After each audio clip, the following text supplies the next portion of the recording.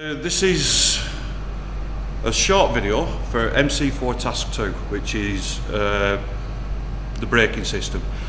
The video I'll be showing you will be stripping the brake caliper down, removing the brake pads, measuring the brake pads, refitting the caliper and bleeding the front system.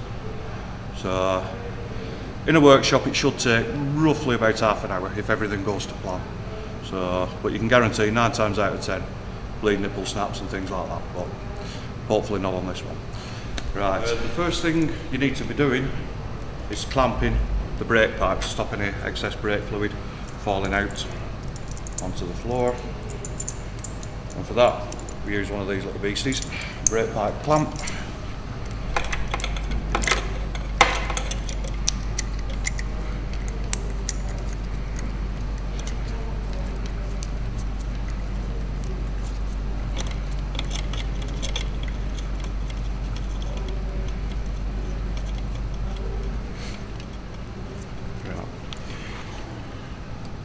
You don't have to clamp it too hard, you don't want to actually damage the hose.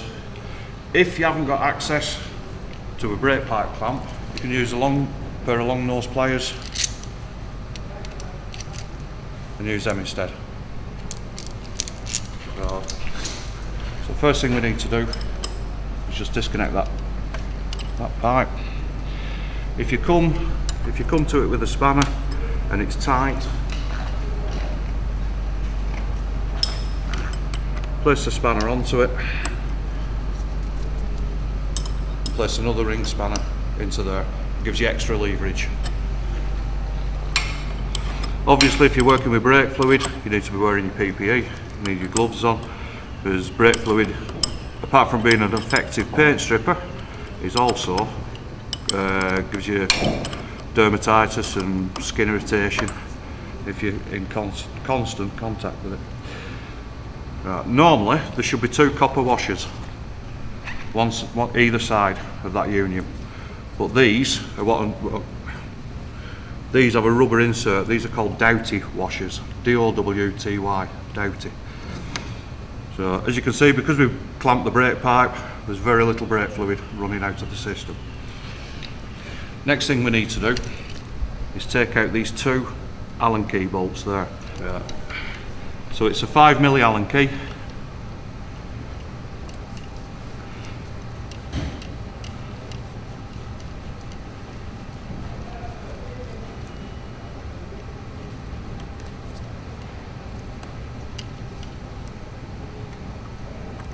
There's one.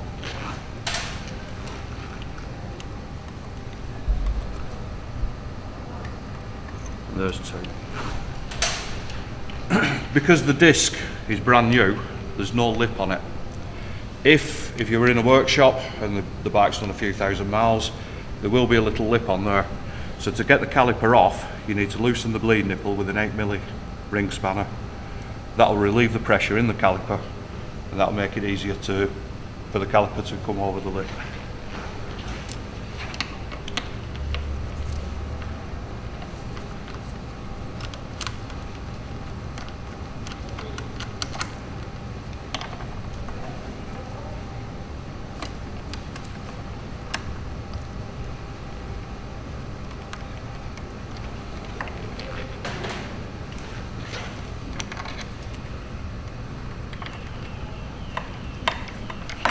With the caliper removed, you should be able to, because we've taken the 2 pins with the Allen keys out, you should be able to remove them out quite easily. Try and avoid contacting the brake pad material. Try to avoid contamination with any oil or brake fluid. Because the caliper's new, the pistons are recessed, so you'd have no problem putting them shoes back in, pads back in. If the pads had worn, these pistons will be protruding. You put new pads in there, you're going to struggle to get the new pads over the disc unless you push these pistons back. You can get a piston retracting tool, but I usually use just a little G-clamp, and that just pushes the pistons back into the recess. Once you're pushing the pistons back into the recess, you need to be careful to avoid any brake fluid that's left in there squirting out as you're pushing the pistons back. So once you've got the pads out, you need a digital vernier caliper to measure them. This is a digital disc caliper because it's got the flat side there and the point. To use it, you switch it on, make sure the 2 points are connected, set it to 0, make sure it's in millimetres not inches because it does have an inch on it. To measure the disc thickness, put the flat side to the disc, and that's just over 4mm thick. So to measure the pads, switch it on, make sure it's in millimetres, set to 0, make sure they're both in contact. You need the metal prong to be touching the base, and you slide it down there. 5.8mm then, so they're well within the limits. Once you've measured the pads, and you need to measure both sides, make sure that anti-squeal spring and the tension spring still intact, because that's got 2 pistons and you can see the marks on the back of that one. It goes in that way, like that. So once you get them in, we need to put them 2 little screws back.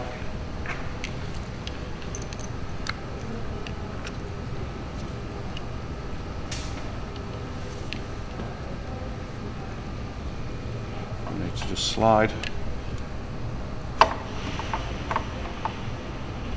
the disc in between the 2 pads.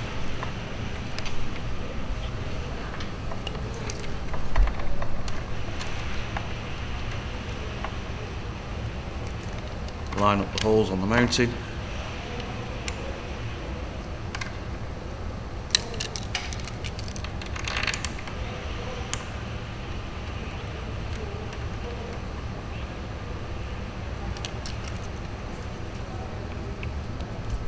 And reconnect.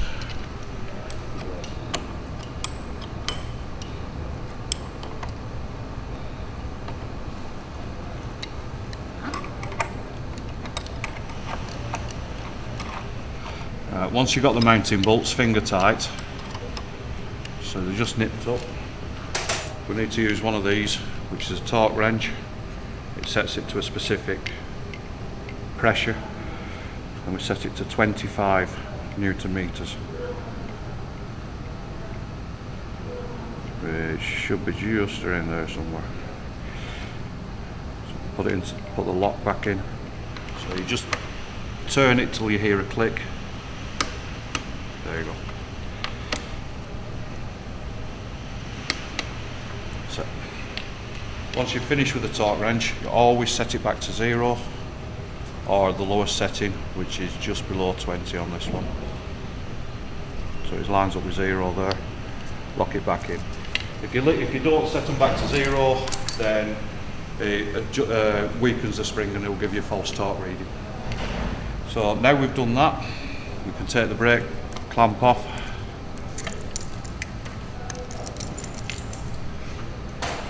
And we can do the next step, which is leading the system. To bleed the system, we need an 8mm ring spanner on top of the bleed nipple, and just all it needs is a quarter of a turn until you can see the brake fluid coming out there. And we need to attach the pipe. Place a bit of brake fluid at the bottom, and that submerges and it sits in underneath the brake fluid.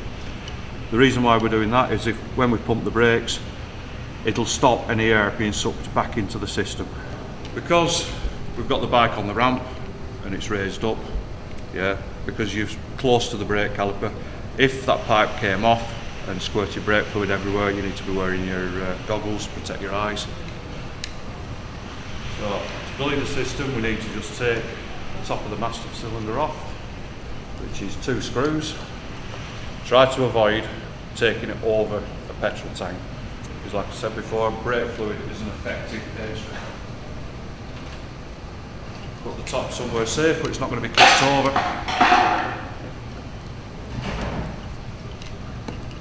And we just top the fluid up a little bit and pump the brakes. You should be seeing bubbles coming up.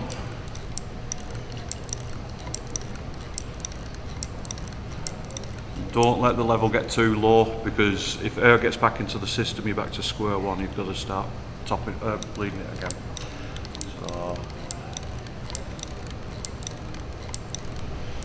So once all the bubbles have stopped coming out, there's a few bubbles still coming. Once all the bubbles have stopped coming out,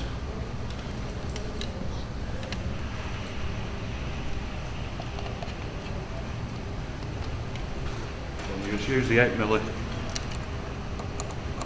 and just tighten the bleed nipple back up again.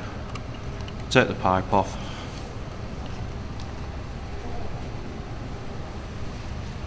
Give it a little clean round for any spillages.